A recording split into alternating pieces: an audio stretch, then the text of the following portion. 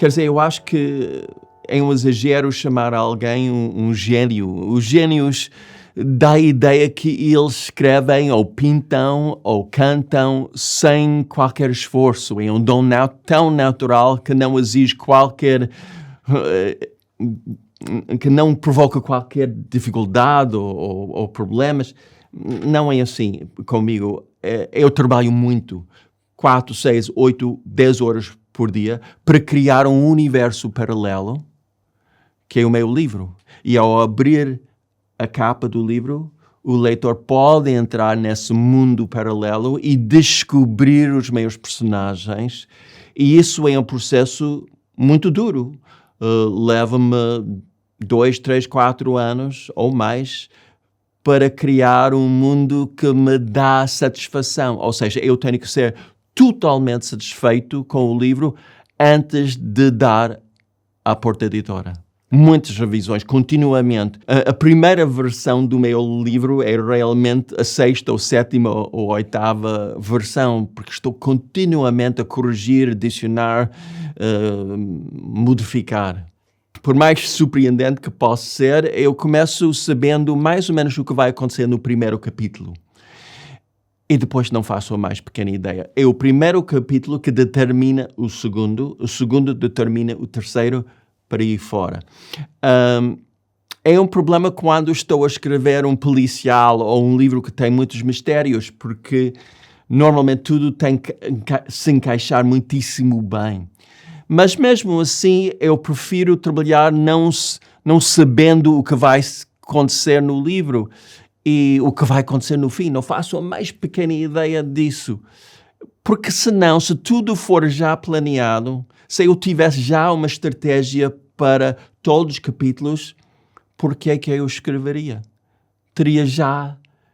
Ou seja, o livro já existia. Mas não, eu quero ser continuamente surpreendido ao longo do processo de escrita. Não, e por isso, quando eu acabar a 6ª ou 7ª versão do livro, eu tenho que voltar para o início, porque no fim do livro eu conheço muitíssimo melhor o narrador, os seus pais, os seus filhos, vizinhos. Então eu tenho que voltar para o início para corrigir os diálogos, por exemplo, porque, olha, o Isaac Zarco nunca diria isso naquela situação. Então eu tenho que corrigir. Outro facto curioso é que personagens surgem de nada. De vez em quando estou a escrever uma cena e aparece uma voz, ouço a voz muito claramente, mas não é de um personagem que eu tinha previsto, é de outra pessoa. Cozinheiro, amigo, vizinho. E daí tenho uma decisão, manter essa pessoa ou matar essa pessoa ou... Mas eu adoro isso, faz parte da sensação muito agradável e da realização de conseguir um bom romance, porque tudo era uma surpresa. Às vezes eu sinto que estou a canalizar uma história que já existe algures no universo, porque todo o processo é um mistério. Por que é que as coisas acontecem como acontecem? É quase como a nossa vida. Nós casamos-nos com alguém e, passados 10 anos, não estamos satisfeitos e decidimos separar ou divorciar. Conhecemos a outra pessoa numa viagem, ficamos apaixonados. Porquê? É impossível prever aquilo. E a vida é, de facto, imprevisível. E, para mim, um romance tem essa mesma característica. Foi difícil. É difícil. A vida de qualquer artista é muito difícil. Quem quer escrever um bom livro ou criar canções maravilhosas vai enfrentar dificuldades. No meu caso, o meu primeiro romance, que me levou 1 ano de pesquisa e 2 anos de escrita, foi rejeitado por 24 editoras norte-americanas. Todas elas diziam: ai, ótimo livro, fantástico, personagens maravilhosos, dramáticas situações, mas não vai vender. Porque os editores americanos pensavam que uma história que decora em Portugal em 1506, o último cabalista de Lisboa, era impossível vender isso aos leitores americanos. E fiquei muito deprimido e pensava, bom, nunca vou ser escritor. Escrevi o melhor livro possível, não é perfeito, mas nenhuma obra de arte é perfeita e ninguém está interessado. Tive a ideia louca de mostrar o manuscrito, escrito em inglês, a uma editora portuguesa, Maria da Piedade Ferreira, então diretora de Quetzal Editores. Ela leu o livro, adorou, e daí a minha carreira. Então a minha carreira é, outra vez, é completamente de pernas para o ar. Não tenho carreira como qualquer outro escritor, porque o meu primeiro romance, escrito originalmente em inglês, saiu primeiro em Portugal, numa língua que para mim era uma língua estrangeira.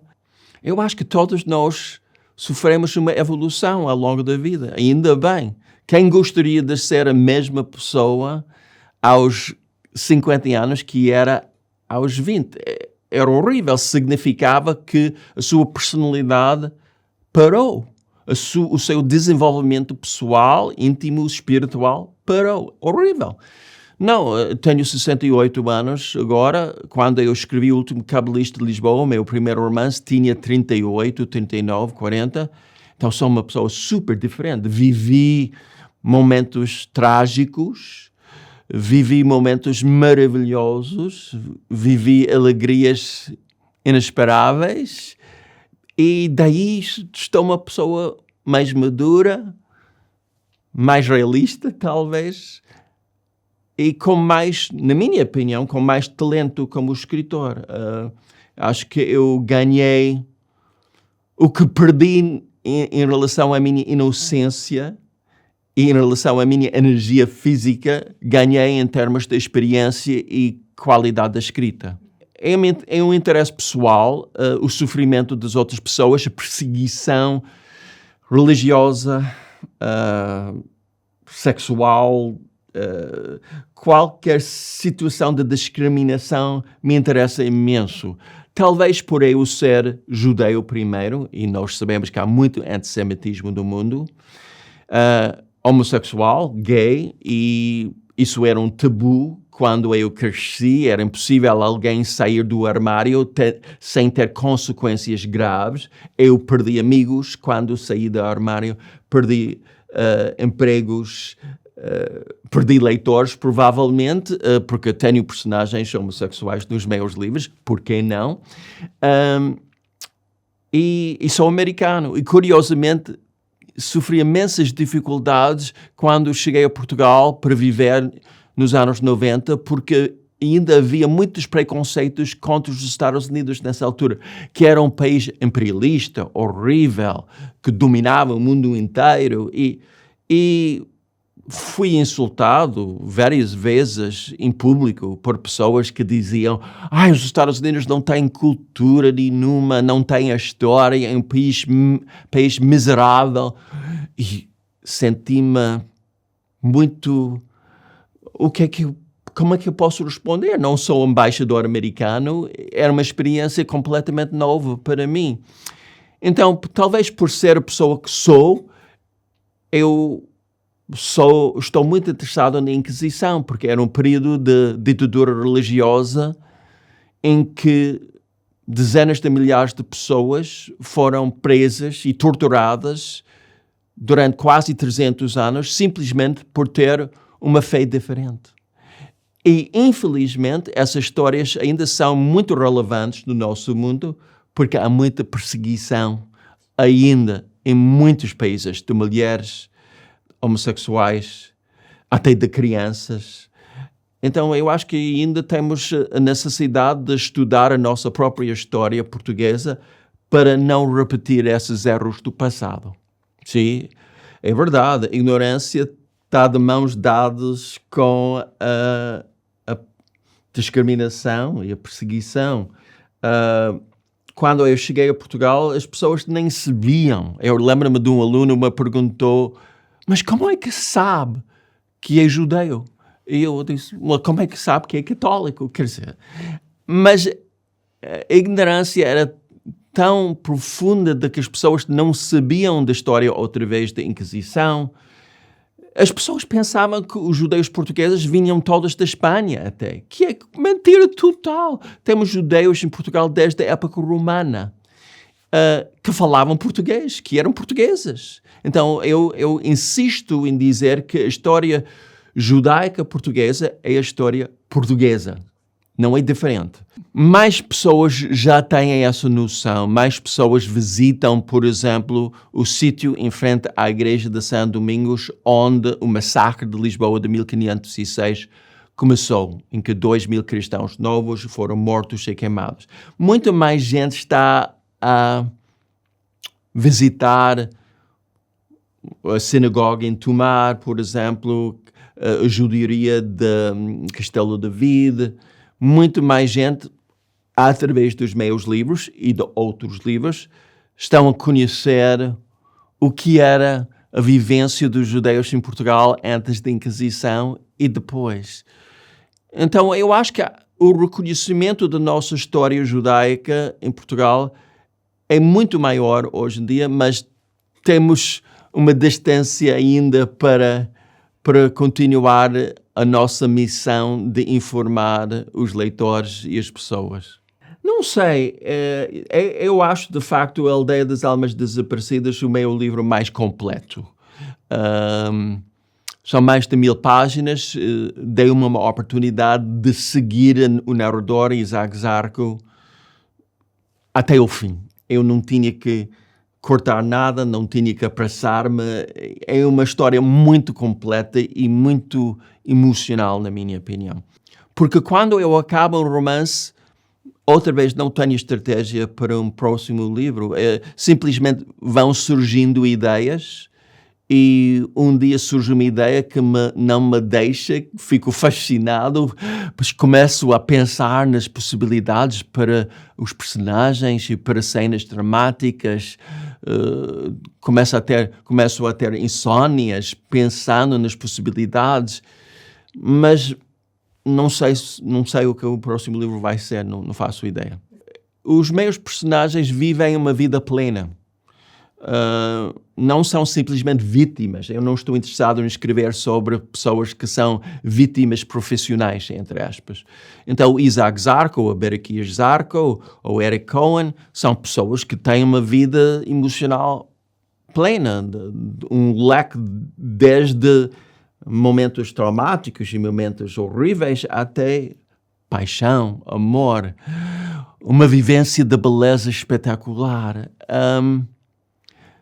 Possivelmente porque a minha vida é assim. Eu tenho momentos eufóricos de amor, de paixão, de beleza, de entusiasmo e também momentos de um traumas que nunca vou ultrapassar. A morte do meu irmão com SIDA em 1989.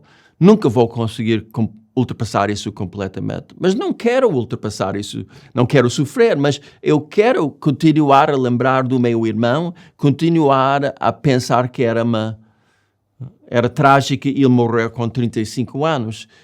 Então eu acho que, e não quero criar livros deprimentes, nunca faço isso. Quem lê os meus livros, eu espero que fique com mais energia, mais entusiasmo, mais garra para mudar a sua vida e mudar o mundo. Com mais entusiasmo e mais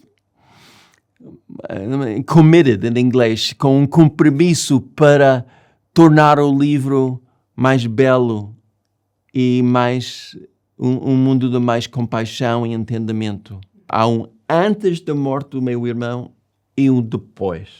E não sou, de facto, a mesma pessoa. Ver uma pessoa com 35 anos, cheio de possibilidades, cheio de promessas, a ficar doente no hospital e depois a morrer, transforma uma pessoa. Há um aspecto positivo disso, que eu valorizo muito mais todos os dias, tranquilos, calmos. Eu disse no livro e digo na minha vida, qualquer dia em que eu não tenho que ir ao hospital visitar um amigo ou familiar é um bom dia. Eu estou grato por todos estes dias bonitos da primavera, do verão, céu azul, em que eu posso ficar em frente ao meu computador e escrever, é uma benção enorme, porque eu já conheço, e todos nós já conhecemos, o outro lado da vida, muito mais dura. Curiosamente, recebi e-mails e mensagens de muitos leitores de Beira Alta, de Castelo Rodrigo, de Escalhão, daquela zona montanhosa, a dizer, os meus primos eram dali, ou a minha avó era de Castelo Rodrigo, e eu não sabia dessa história. Então, curiosamente, eu acho que a Aldeia das Almas Desaparecidas representa uma possibilidade para os leitores descobrirem o seu próprio passado e criar ligações mais fortes aos seus antepassados. O seu livro despertou em mim a necessidade de procurar mais informações sobre os bisavós, sobre a minha família. Eu adoro isso. Ainda há pessoas com muito poder político e econômico que preferiam esquecer ou branquear os crimes contra a humanidade cometidos em Portugal. E não é só Portugal, estou a referir aos Estados Unidos e França, etc. Infelizmente, aquela gente controla organizações, igrejas, ministérios até, e temos que lutar contra esse branqueamento e esquecimento, e quando o cardeal de Lisboa recusou deixar-me entrar na igreja de São Domingos em Lisboa e falar do massacre de 1506, no início fiquei muito zangado, mas depois fiquei muito satisfeito, porque era prova de que algumas pessoas com poder têm medo de mim, e têm medo de escritores, e têm medo dos bons professores da história que temos em Portugal. E isso é bom, porque eles deviam ter medo de mim e dos bons professores da história, porque vivemos numa democracia, e não tenho qualquer intenção de me calar, e vou continuar a escrever sobre os assuntos que me interessam. Se forem inconvenientes para as pessoas com poder, tudo bem comigo. É mais libertador, é a única maneira de proceder, porque como é que eu posso escrever 2, 3, 4 anos em casa, todos os dias, em frente ao computador, a sofrer fisicamente, nas pernas, nas costas? Como é que eu posso fazer isso e criar uma narrativa que não me interessa? É impossível. Eu sei que há pessoas que tentam enquadrar a sua escrita nas modas. Os vampiros estão na moda, vou escrever sobre vampiros. Conspirações no Vaticano, então vou escrever sobre o Vaticano. A minha agente francesa disse-me recentemente, as editoras francesas só estão a comprar fantasia feminista hoje em dia. Não tenho nada contra, mas não me interessa. Eu não sei como é que os escritores podem escrever conforme a moda. Não sei como é que é possível.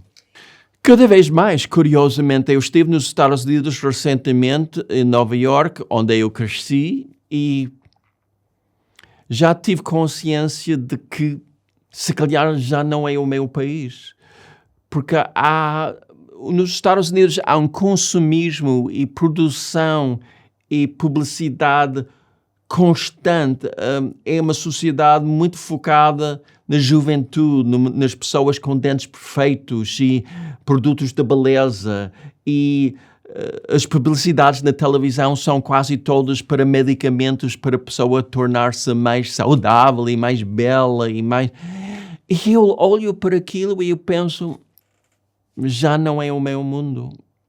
É muito possível que a minha perspectiva seja cada vez mais europeia e portuguesa.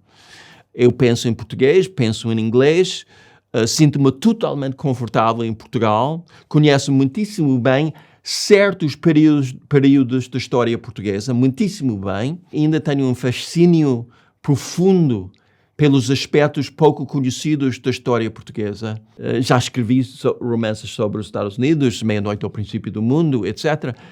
Mas neste momento estou cada vez mais focado em Portugal. Então eu digo nós porque sinto-me completamente português.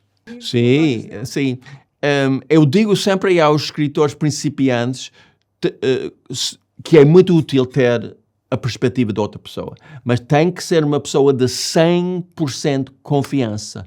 Senão, é tão fácil destruir a confiança de um escritor dizendo barbaridades, criticando coisas que sejam perfeitamente aceitáveis. Então, eu dou ao Alexandre porque eu tenho 100% de confiança na inteligência e sensibilidade dele. E o que é que eu peço dele é mais as cenas ou capítulos que não funcionam. Eu ouço muito bem o que ele diz e faço muitas modificações. Porque eu posso acreditar num personagem, mas se o leitor não acreditar, é um problema. Já estou a trabalhar num outro romance. É um projeto muito diferente para mim. Eu estou a escrever sobre um futuro longínquo. Daqui a 2, 3, 4 mil anos. Depois de uma destruição quase total do mundo. Talvez fosse uma guerra nuclear, eu não digo muito claramente o que era, mas o mundo voltou para uma época quase medieval. A tecnologia foi toda destruída. E decorre em Portugal, mas num Portugal que não seja Portugal agora, é um país muito diferente. A língua é diferente até, porque a língua evoluiu nos 3 mil anos no futuro. E é sobre como as pessoas vivem naquele futuro em que o mundo foi destruído. Como é que eles vão reconseguir criar um ambiente saudável? Eles sabem que houve uma catástrofe total e estão a tentar recuperar o que é possível recuperar. Mais disso não posso dizer. Se calhar estou a pensar nisso curiosamente porque estamos a viver esse retrocesso civilizacional e pela primeira vez na minha vida eu penso que uma guerra nuclear é de facto possível com Putin, com o líder em Coreia do Norte, com China, com Trump se fosse eleito outra vez. A destruição, pelo menos da Europa, e América e a China, é de facto pela primeira vez possível. Então, como é que a gente... E se acontecer, como é que vai ser este mundo daqui a 1000 anos? Não sabemos. Eu sou pouco exigente hoje em dia, eu acho. O meu marido, Alexandre, passou 6 semanas no hospital em 2023. Foi um período muito difícil para ele. As 6 piores semanas da minha vida. Ele chegou a casa muito fragilizado. Não sabia se ele ia recuperar. Recuperou, felizmente. Está ótimo agora. Mas a minha felicidade hoje em dia é estar em casa com ele, a escrever, a preparar um jantar ou a fazer planos para jantar fora com um amigo. Não ter necessidade de viajar, não ter necessidade de convencer alguém que os meus livros são bons, não ter necessidade de provar alguma coisa ou sou menos ambicioso.